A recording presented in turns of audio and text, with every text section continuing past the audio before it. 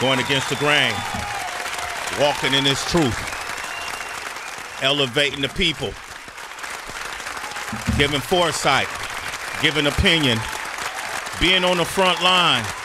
Sacrificing himself for the advancement of his community. That's what people like him do. I'm talking about Kendrick Lamar. That's why I love that song so much. But even prior to Kendrick Lamar, there are plenty of other folks who have walked that path, Mike Muse. Oh, yeah. If you go to Chicago, they'll talk to you about his work as the Chicago Defender. They'll tell you. You go to TV One, they'll tell you about his weekly morning news show he used to do live. They'll tell you. If you go to the NAACP, they gave him a couple awards for the work that he does. They'll tell you four. Okay, four, my bad. The couple wasn't enough, Sway. Times two. He said times two. Couple times two. You go to YouTube, you see his Unfiltered show, you just see some of the most provocative things ever said about our people and our democracy. Black News Network. This man understands that in order for us to advance as a people, we got to own our own institutions. Be it education, be it medical. We got law and enforcement. Financial. Mm-hmm. Definitely news. Yes. We have to run our own news channels to tell our stories properly. This is what this man has done. I've been to the White House with him, Mike Muse. Oh, yeah. We walked the grounds. I've listened to him just adamantly as he lectured and even wasn't trying to lecture me. That's just his vernacular, HB. And he's here today to talk about a book that I think we all should read. It's called White Fear, How the Browning of America is Making White Folks Lose Their Minds, by the one and only, our good friend here today, who's a citizen of Sway in the Morning, Roland S. Martin. Glad to be here. Glad to be back. Man. Good to have you back, Glad man. to be back. Yo, hey, Roland, Heather was surprised when I said, that we interact a lot, that we're friends, and, we text. We do text. Yeah. Why are you surprised? I don't know who Sway's friends really are, Roland. Well, why are you surprised? He doesn't share that information with us. He tells us about other things. He doesn't say that part. Oh, yeah. I mean, it's a lot of folk who I talk to, communicate with. There are a number of entertainers who, when stuff happens, they're like, yo, I don't know anything about this. Okay. So tell me about it. They'll seek advice and counsel before they step out there. Gotcha. In fact, I remember I was at the NBA All-Star game, and the night before I was in the hotel bar, and we were just talking. Ben Wallace was there, and we were just in the talking. He was like, yo, let me get your number, because when something come up, I need somebody to call. And I tell athletes and entertainers that all the time. You need somebody who knows the issues, who you can call and say, hey, I'm being asked to speak on this, or I might go to this event and I might get asked about it. Really, what's the 411? Michael Bivins and I talk all the time. Shout out to Biv. Johnny Gill will call me about stuff. So numerous cats will do that. And that's important because if you look at our history, when you look at the through line from Paul Robeson, Harry Belafonte, Ruby Dee, Ossie Davis, Dick Gregory, Diane Carroll, Sidney Poitier, and so many others, you had that. You had that where they said, hey, this is not my lane, but let me work with others who this is what they do. And I tell brothers and sisters this all the time. In fact, I was talking to Tracy. Do you know who used to call me all the time? Tracy Jordan. At 1 o'clock in the morning? Who's that? Aretha Franklin. What? Dude, the Queen was people have no clue. I mean, you saw the story how the FBI was tracking her. For 40 years. Bruh, the Queen watched news. When I had my TV One show, I used to get up about 4 o'clock in the morning.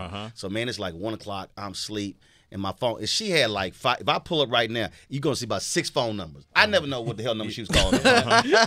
And so it's a 248 number, and I'm like, what the hell calling me from Detroit? I'm like, I'm asleep. Roland, Aretha. Man, you were killing them white folks on the show tonight. And dude, I'm telling you, and she starts, because she was not a morning person. She was a night out. Man, she starts talking, and I'm sitting there going like, it's 1 o'clock in the morning. I got to be up in 3 hours. I can't tell the Queen stop talking. You can't do that. So let me just sit here and listen. So about 20-minute conversation. Man, she would see me. I was so ticked when I went to Ghana my phone got wet, and I thought everything was backed up, and I lost anything came from an Android phone. I had stuff from an iPhone that I was able to recover. But everything lost. Well, she must got an Android phone. So all the text messages we used to text, I lost. But I remember them though. And man, one of her last text messages before the pancreatic cancer set in, she texted me. She was talking about Kanye West, Tabitha Smiley, me, and Dyson. I mean, she was a news. She was on point. Junkie. Yeah.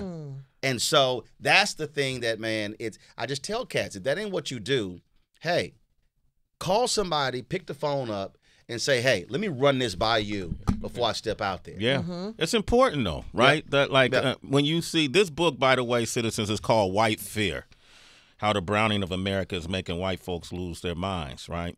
And you're talking about celebrity influence and voices and their platforms, and we just recently saw celebrities wear a White Lives Matter T-shirt. At the same time, this book, White Fear, is coming out. What are your thoughts on that? So let me put it this way. I don't give a damn about Kanye West. I don't. I did an interview yesterday, and someone said, would you sit down and talk to him? I said, no. He should talk to his doctor first. Here's why. I know when I see an attention whore. I know when I see somebody who's always trying to get attention. And so if I feed the beast grows. If you ignore the beast gets frustrated, and they try to figure out what's going on. We have finite time. And if I'm going to spend my energy less than 40 days from an election, I'm going to do that with somebody with relevance who's truly trying to impact our culture in a positive way. So let me juxtapose that meeting, whatever gathering him and Jason Lee did, all these black folks in Hollywood, and they were all around the table, and everything was black, black, black, black, black. So you go from black, black, black, black, black to now dissing Black Lives Matter, when if you have a criticism of the organization, that's different from the movement. And so for me, I invest my time in folk who are seriously about the business. I got a total ban on gossip, reality show people, Kardashians on my show. Yeah. I've always had that. I don't care who you sleeping with, who you marry. I don't care if you have a baby, you get divorced. I don't talk about that. I got 2 hours. I like that. And it's too much shit happening in Black America for me to be wasting my time on so-and-so got engaged. I don't give a damn who you got engaged to. Yeah. And I make it perfectly clear. When I had my TV One show, for like 3 different times, my producers kept putting in the script, Sherry Shepherd's divorce. Now, I know Sherry. I said, I don't give a damn about Sherry's divorce. Now, on the show, I might talk to Sherry personally. I might express my thoughts to her personally. But I just think that we expend so much energy on entertainers, on things that don't actually impact our community. Like, even when I hear that phrase, this is for the culture.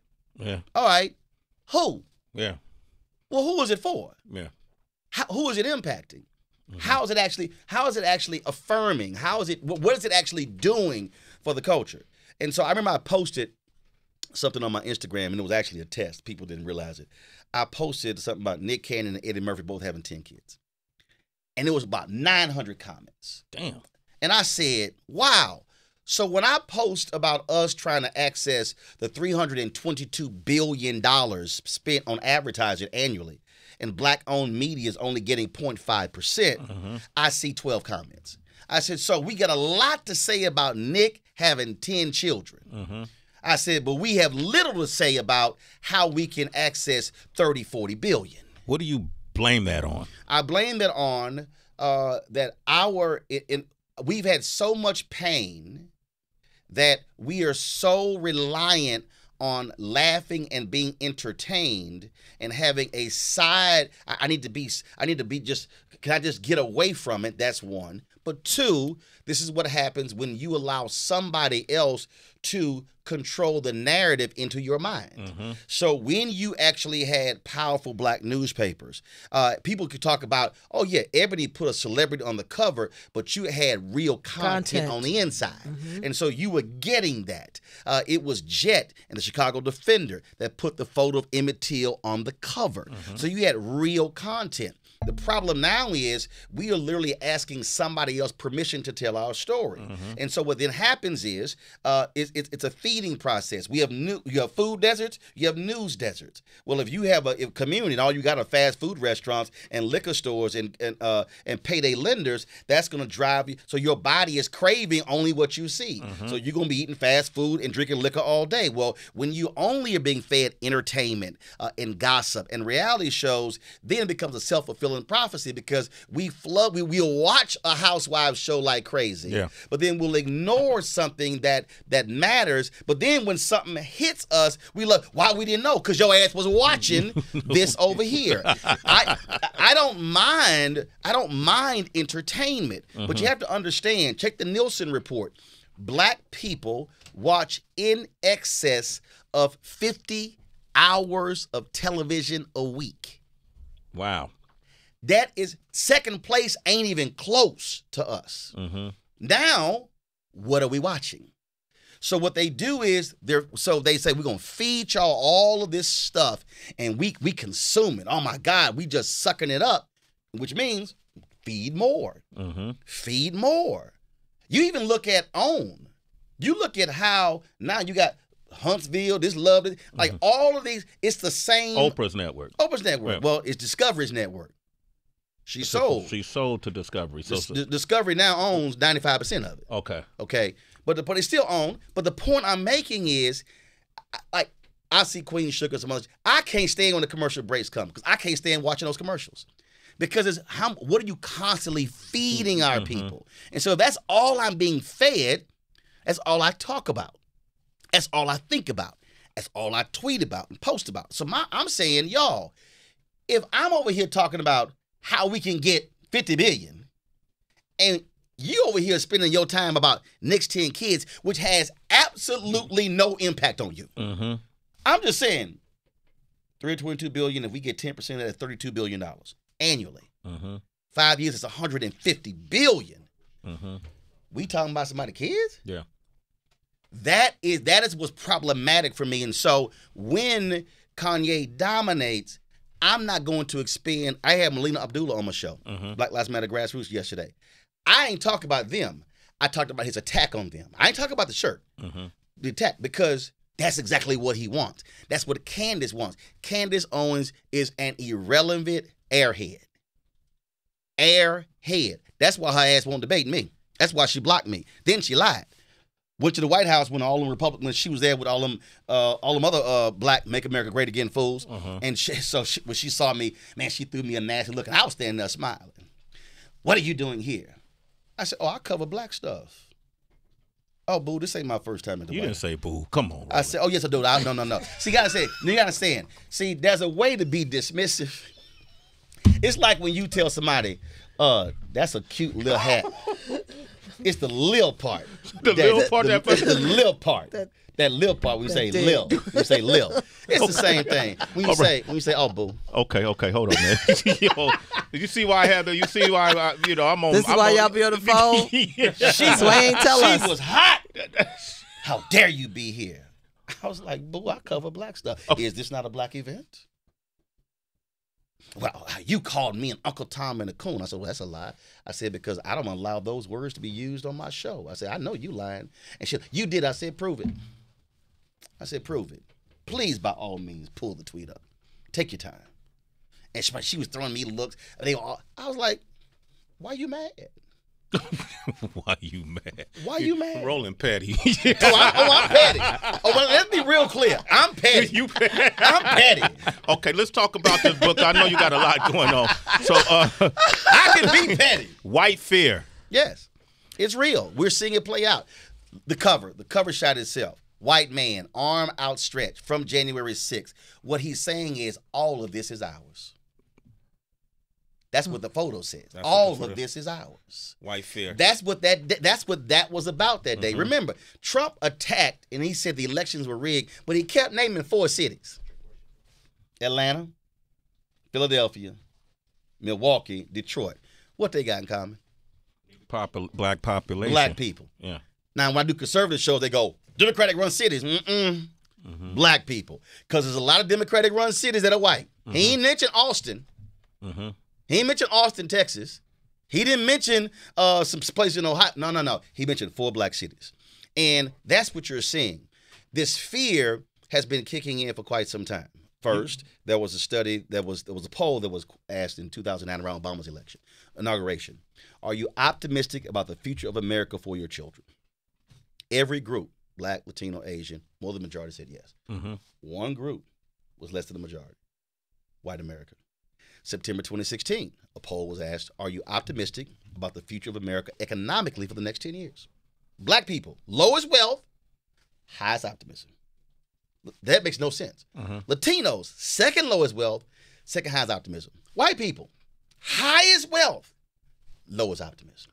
What do you accredit that to? Easy, because they see what is happening. The demographic shift. Everything that you're seeing politically right now is about 2043. Everything culturally is about 2043. And that's when America will no longer be majority white. In 2009, when that poll came out, John Avon and I were at CNN. We were about to go on the air. And I said, John, we are living in the beginning stages of white minority resistance. He's like, what do you mean? I said, oh, white folks about to lose their mind. Because the closer we get to 2043, I said, then all of a sudden, it becomes real. So you got 58 members of the Congressional Black Caucus, the largest caucus on the Democratic side. And let me be real clear when I talk about white fear. I ain't talking about white conservatives. I'm talking about white liberals. I'm talking about white progressives. Really? Yes. Yeah. Because this is about power and money. Who controls the Democratic apparatus? The money. White consultants. They freeze out black consultants, black posters. They freeze out black campaign managers. Very few. They control. This is about money. This is about control. Everything in America has been defined through the prism of whiteness from the beginning. Everything. And so now all of a sudden, we get to have an opinion. Why you think all of a sudden they pissed off about critical race theory, diversity, equity, and inclusion, multiculturalism? They long been pissed off about affirmative action, which is hilarious to me that white folks can be so mad about affirmative action when the greatest beneficiary of affirmative action has been white women. White women have benefited more than anybody else. We are celebrating Title IX this year. Title IX was about opening the doors of professional schools to women. Title IX is what so everybody talk about it from the sports standpoint. Yeah. No, Title IX is what created women to be engineers, doctors, dentists, lawyers. I didn't know That's that. what Title IX. And No. now here's the second part. Where does Title IX come from? Civil rights? The 1964 Civil Rights Act. Yeah. So black people fought to get the 64 Civil Rights Act. It was a racist Representative Smith, Judge Smith out of Virginia, who inserted women into the bill thinking it was going to kill it. It actually got it more votes. And so white women have benefited from a bill that black folks died to get. You look at yesterday's Supreme Court oral arguments when Judge Ketanji Brown Jackson broke down the 14th Amendment. The 14th Amendment, the Equal Protection Clause, was about black people. The 13th, 14th, 15th Amendments were Reconstruction Amendments.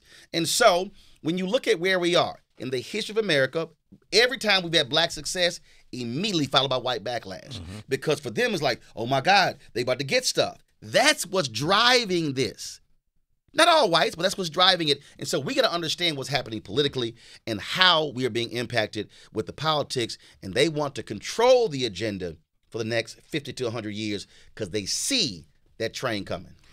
And you're hoping, well, with this book, is this information source to enlighten people? Enlighten and challenge. And challenge. One, I need white folks, white conscious folks, to begin to have real conversation amongst themselves and challenge their brothers and sisters and aunts and uncles and nieces and nephews in the conversations. But I need black people to understand that we must be prepared for what's about to happen, which means we must be more fervent when it comes to education. Yes. We must be truly practicing black collective economics. We must take advantage. So when the shift happens, when we get close to 2043, we will be in position to take advantage of the demographic shift as opposed to looking like South Africa, where numbers change, but power remains the same.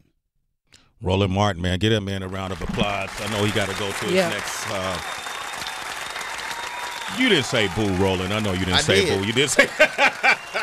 I can be petty. Yes, indeed, man. But I love when you come up here. White Fear, How the Browning of America is Making White Folks Lose Their Minds. Hey, listen, man, make sure you order the book. Read it for yourself. That's right. Read it for yourself and make sure you give Roland your comment. How can they reach you, brother? Easy. Twitter, Roland S. Martin, but also download the Black Star Network app, my show, plus 6 others. Okay. And so I can hit me on all social media platforms. I'm on all of them. Twitter, Black Facebook, Star Network Instagram, app. fan base, everything with the Black Star Network app. And in about 3 weeks, we'll be launching our 24-hour streaming channel. Congratulations. Appreciate it. We're going to do some work. We've been talking about it. Oh, yeah. We're going to do some Absolutely. work. Roland Martin, man, love you, brother. Thank you for coming through. Absolutely. Thank you.